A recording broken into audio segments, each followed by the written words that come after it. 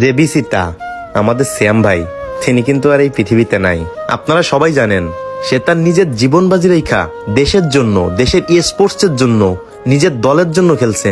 শুধুমাত্র তার একটাই স্বপ্ন ছিল সে একদিন অল সিরিজ খেলবে, কিন্তু ভাগ্যের কি অশেষ নিয়তি।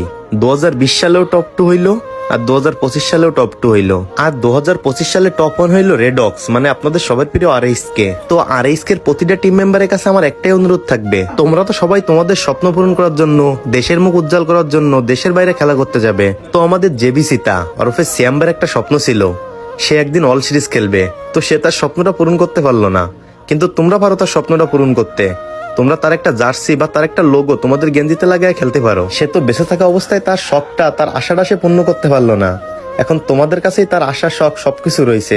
সে মরে যাবার পরে হইলেও তার শখটা, আশাটা তোমরা পূর্ণ করো। আর হ্যাঁ, এতে করে বিশ্বের স্পোর্টস কমিউনিটি সবাই জানবে বাংলাদেশে একটা চিতা ছিল যে কিনা নিজের দেশের জন্য, নিজের দেশের স্পোর্টস এর জন্য নিজের জীবন বাজি রেখে খেলছে।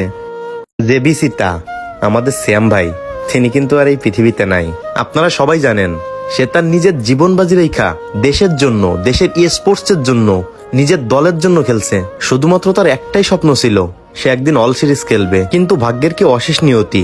2020 সালেও টপ 2 হইলো, আর 2025 সালেও টপ 2 হইলো, আর 2025 সালে টপ 1 হইলো রেডক্স, মানে আপনাদের সবার প্রিয় RS কে। তো RS কে প্রতিটা টিম মেম্বারের কাছে আমার একটাই অনুরোধ থাকবে, তোমরা তো সবাই তোমাদের স্বপ্ন পূরণ করার জন্য, দেশের মুখ উজ্জ্বল করার জন্য দেশের বাইরে খেলা করতে যাবে। তো আমাদের জেবিসিতা ওরফে শ্যামবার একটা স্বপ্ন ছিল সে একদিন অল সিরিজ খেলবে। তো সে তার স্বপ্নটা পূরণ করতে পারলো না, কিন্তু তোমরা পারো তার স্বপ্নটা পূরণ করতে। তোমরা তার একটা জার্সি বা তার একটা লোগো তোমাদের গেঞ্জিতে লাগায় খেলতে পারো। সে তো বেঁচে থাকা অবস্থায় তার শখটা, তার আশাটা সে পূর্ণ করতে পারলো না। এখন তোমাদের কাছেই তার আশা, শখ সবকিছু রয়েছে।